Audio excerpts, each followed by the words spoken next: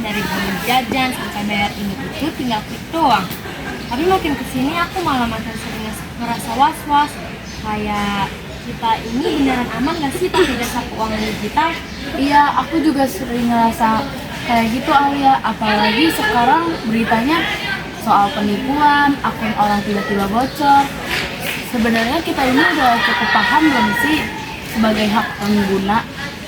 Menurut aku sih, kita sering banget pakai layanan keuangan, cuma kita jarang banget bener-bener ngerti aturan mainnya. Jadi kayak hak kita apa, kewajiban kita apa, semuanya cuma sekedar lewat aja. Ih, padahal mah gak penting banget tahu.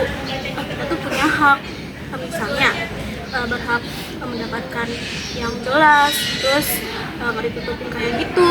Nah, jadi kita tuh nggak boleh dibohongin sama pihak jasa keuangannya. Tapi nih ya, jangan lupa juga kewajiban kita tuh juga penting. Misalnya nih, kayak jaga password, PIN, OTP di HP. Nah itu juga bukan hal sepele, itu tanggung jawab kita sendiri loh. Iya sih, tapi jujur ya, aku juga kalau lagi panik atau buru-buru suka nggak kepikiran sampai sedetail itu. Coba deh kita bahas lebih dalam lagi. Jangan sekedar tahu, tapi benar-benar ngerti. Hak kita sebagai pengguna jasa keuangan itu sebenarnya luas banget loh. Iya, contohnya kita berhak dapat informasi yang lebih transparan. Jadi semua biaya, resiko itu dijelasin dengan jujur. Gak boleh ada yang disembunyiin. Terus kita juga punya hak atas keamanan data kita nggak boleh disalahgunain, dan pihak penyedia nggak harus melindungi itu. Dan kalau kita merasa dirugikan, ya kita punya hak untuk komplain. Nah, jadi kita nggak boleh diam aja. Ya cuman ya itu sih, hak gak ada artinya. Tapi kalau misalnya kita jalanin kewajiban, itu pasti ada bakal artinya sih. Iya sih, bener juga.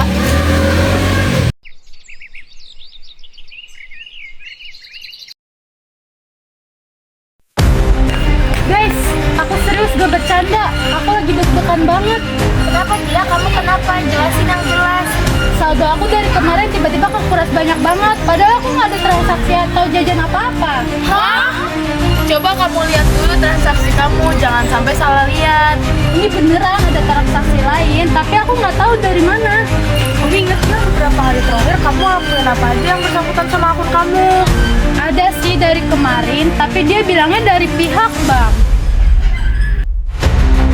Nah, terus dia bilang kayak gimana? Jangan bilang kamunya percaya gitu aja lagi. Dia bilang ada aktivitas mencurigakan, terus dia minta kode OTP buat verifikasi. Terus kamu kasih? Itu kan udah rahasia. Iya, aku kasih, soalnya aku panik banget waktu itu, takut aku diblokir.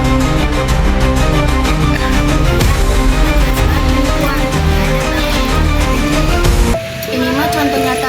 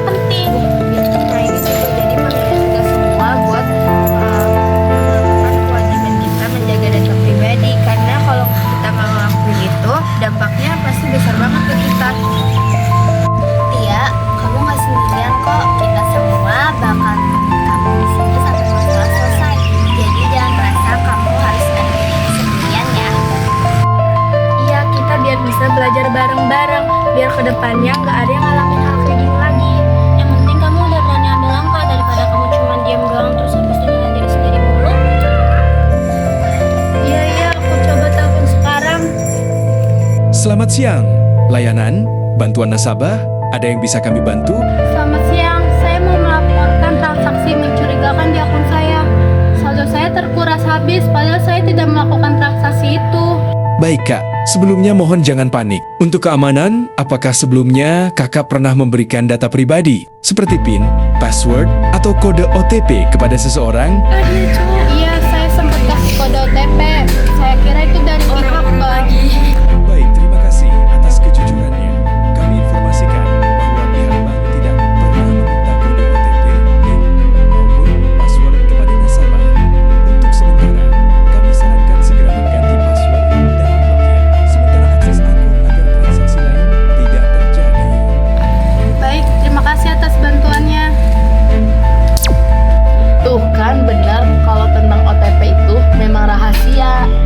Dan untungnya dia langsung bertindak cepat. Kadang tuh ibu masih juga bikin kita panik supaya kita nggak sempat mikir panjang. Makanya kita perlu tenang dalam situasi apapun. Setidaknya sekarang akun kamu udah mulai diamankan. Dan kita semua sadar bahwa data pribadi itu penting. Iya, kadang satu kejadian bisa jadi pelajaran besar buat semua orang.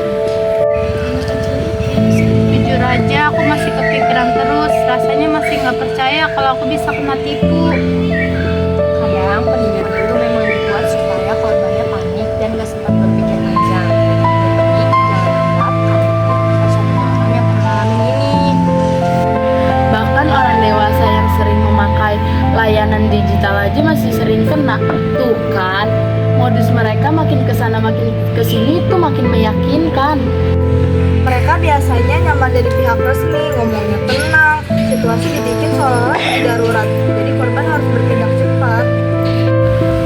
Dan saat orang panik pun mereka tuh cenderung nurut tanpa memikirkan apakah itu aman atau enggaknya.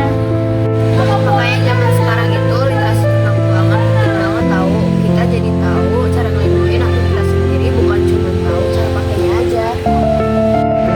Sekarang aku baru sadar, aku cuma mikirnya praktis aja.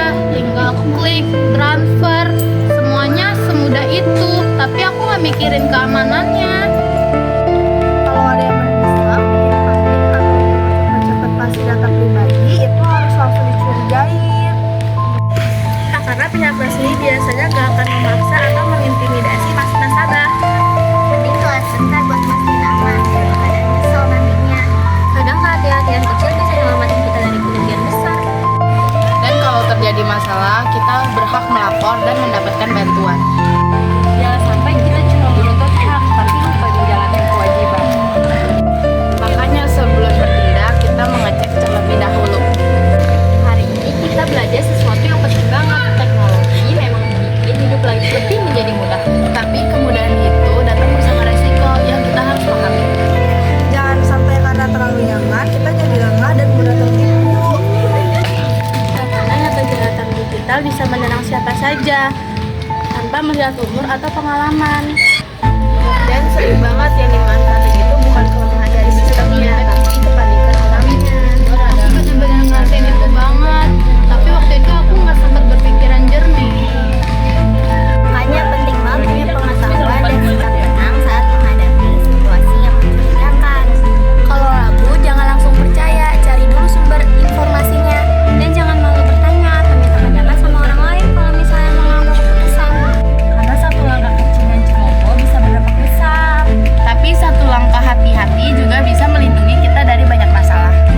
Sekarang kita jadi tahu kalau jadi pengguna jasa keuangan bukan cuma pakai layanan. Tapi juga soal tanggung jawab dan rasa kesadaran. Kesadaran untuk menjaga diri sendiri. Kesadaran untuk lebih teliti. Dan kesadaran untuk tidak mudah percaya. Karena keamanan digital dimulai dari kebiasaan kecil yang sering dianggap sepele. Aku mungkin buat kesalahan, tapi aku nggak berhenti di situ aja. Semoga aja aku kedepannya lebih hati-hati lagi. Nah itu baru semangat. Kita kan teman, harus saling mengingatkan. Makasih ya, kalian gak cuma nenangin aku, tapi kalian juga sadarin aku banyak hal. Iya, nggak apa-apa ya.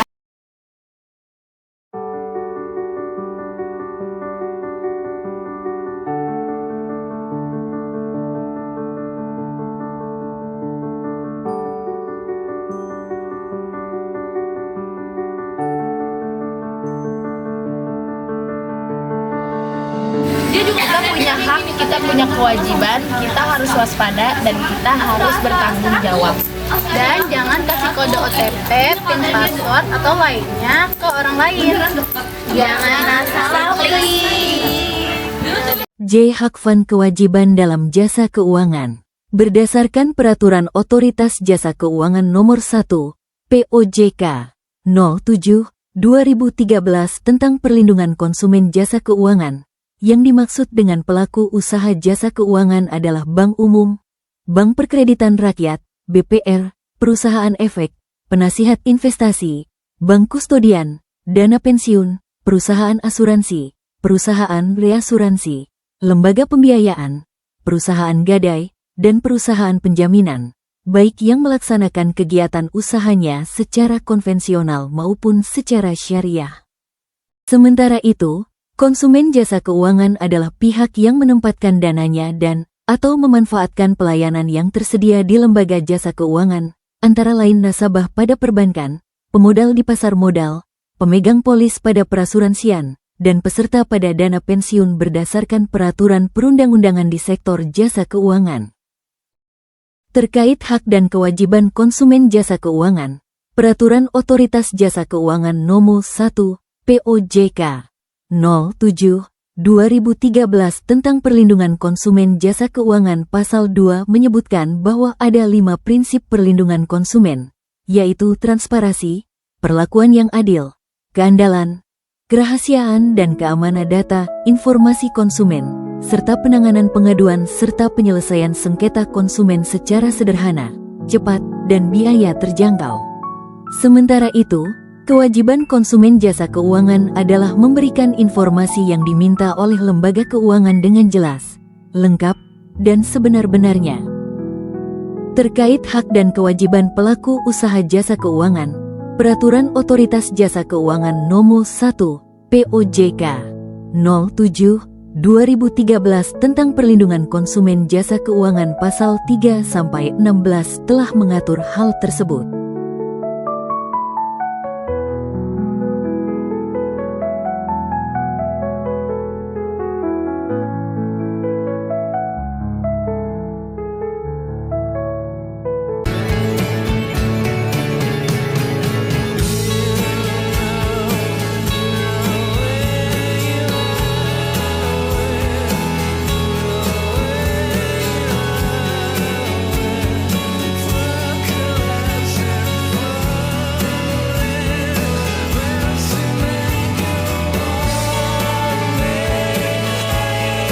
Behind the scene.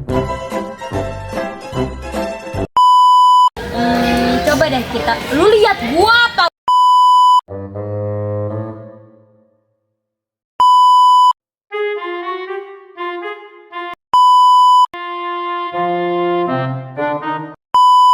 Ini contoh nyata banget kalau kewajiban kita.